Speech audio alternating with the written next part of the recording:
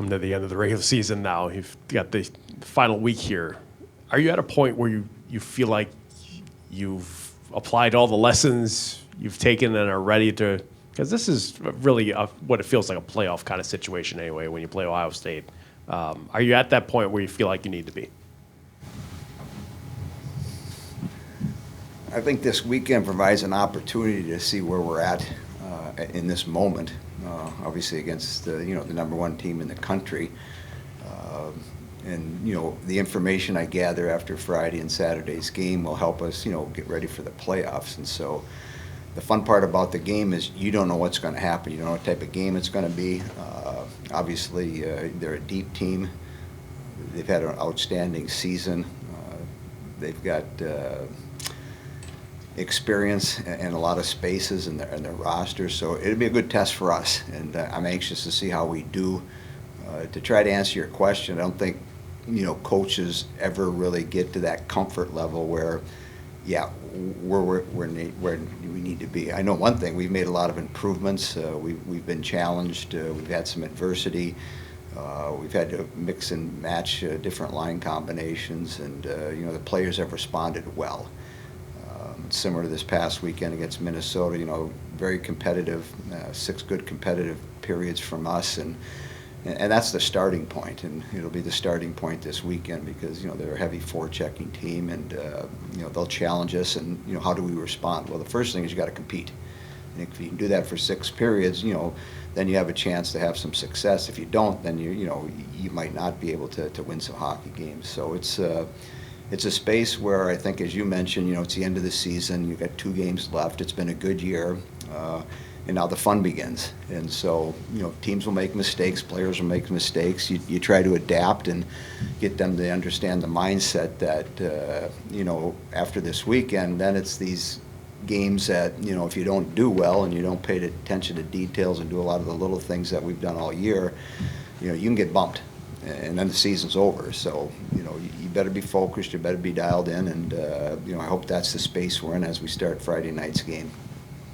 That's a long version for your question.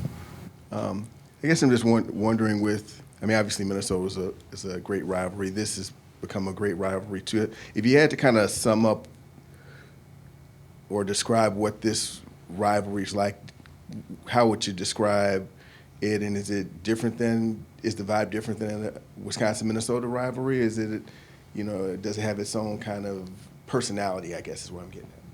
Yeah, I would say it probably has its own personality, different than Minnesota.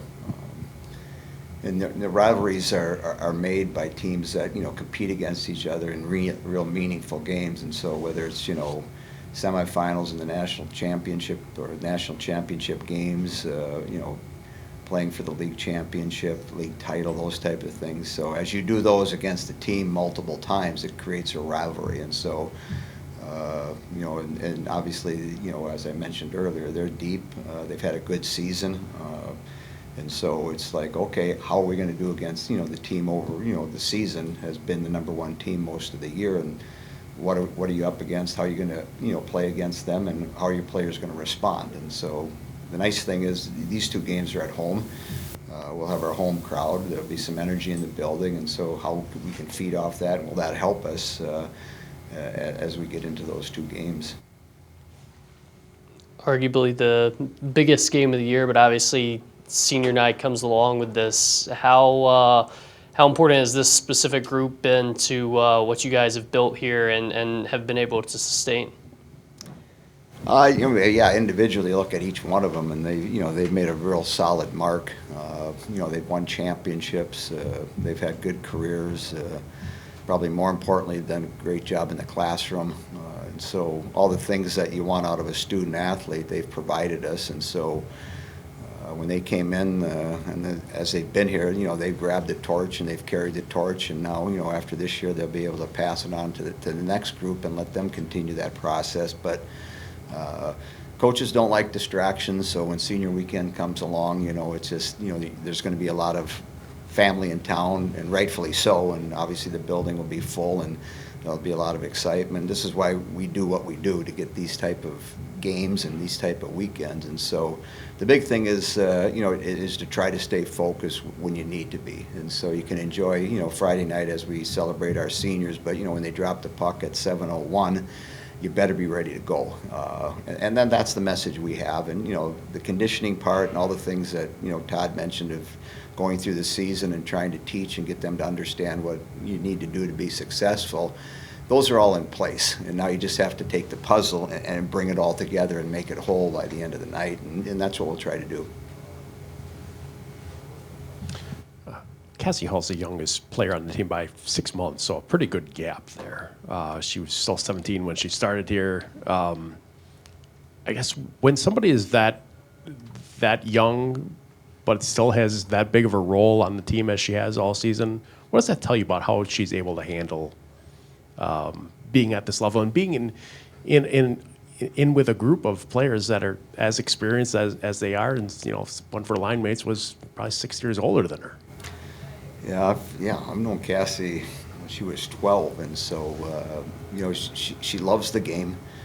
She understands how to play it, and so I think the nice thing about what we've seen out of her is her growth over the course of the season. I mean, she started off real well against Lindenwood. I mean, she scored 4 goals in a game to start off her career, and so when she's been challenged, she's had an opportunity to grow and develop and work on parts of her game that'll make her even better. And so I think the second half, as you mentioned, she's jumped into some roles and played against some of the other team's top players and top defensemen and seems to be comfortable. I mean, her skill set is very strong, and so her ability to skate and then her ability to play in her own end has gotten better. And that's just, trusting the process and gaining experience. And so where she was, our first weekend against Lindenwood and, at Thanksgiving, where she is now, that's much better. She's become a much better 200-foot player.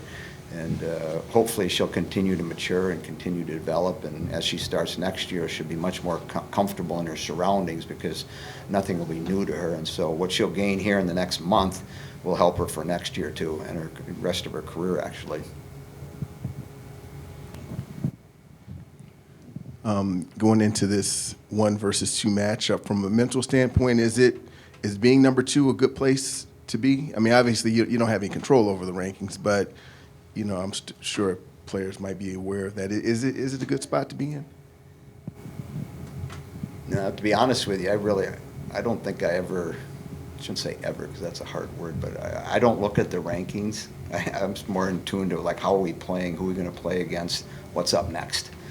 I think if you get wrapped up, and I'm not a big statistic guy, I'm more looking at the bigger picture and how individuals are playing and collectively how we're playing as groups and things like that. And I really stay in that lane.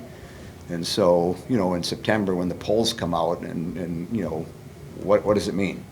I don't know. It doesn't mean a lot to me. And at this time of the year, I've not looked at the power rankings. I would think we're in pretty good shape. If we're good this weekend and we win a couple games, we'll be in real good shape. But it's more about what I can do to help the team and teach the team to get prepared for what's next. And what's next is Ohio State. And so we've been doing that all week. And whether I'm 1, 2, 5, 6, I mean, last year showed us that, we can be in a different spot than we are right now and still have success, keeping our eye on what's important. And what's important is getting ourselves, focused in for, Friday night's game because, we'll get challenged. And that's good. This time of year it's good because what history has shown me, whether it's us or Minnesota or Ohio State or Duluth, different teams in our league that have had success in the NCAA tournament, the last couple weekends of our regular season, depending on who you're playing, and then our playoffs help us for that next step if you're in one of those teams that gets to take that next step into the NCAA tournament. Because if you're playing at a high level, that's what you want to be right now. And so having played last weekend against Minnesota, having played against this weekend against Ohio State, that pushes you. That pushes the envelope. It forces you to do things that if you might be playing a different opponent, you don't have to do. And so the one thing about this weekend, it'll force us, we'll be playing in our end for times. I don't know how long, but there'll be times where, they're going to have offensive possession, and how are we defending? And whether we defend well or we don't defend well, we're going to learn by it and we're going to grow by it. And then, the next game we play is going to make us better in those situations. So the games really prepare you. And, people have asked me, do you like playing Minnesota and Ohio State the last 2 weekends like we've done the last few years? It's like, I don't mind it. If we're healthy and you're playing well, those are the games that make you play better.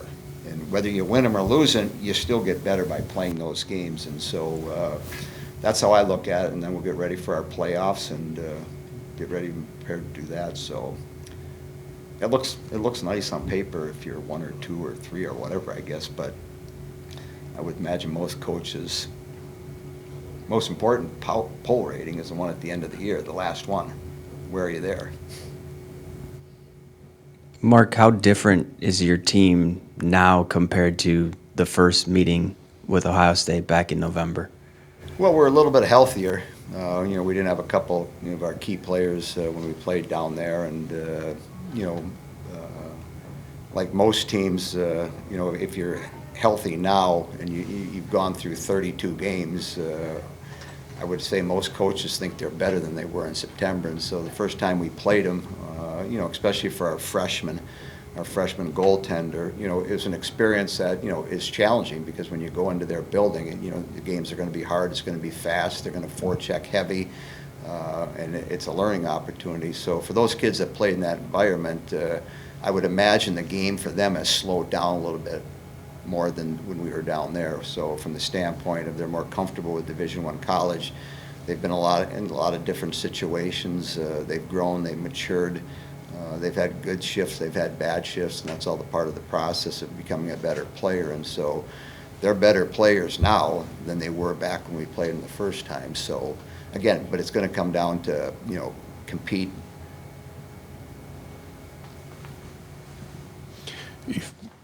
You are not the only team that's rotated goalies throughout the season. It seems like there's more than ever among the top teams in the country that are doing that this season.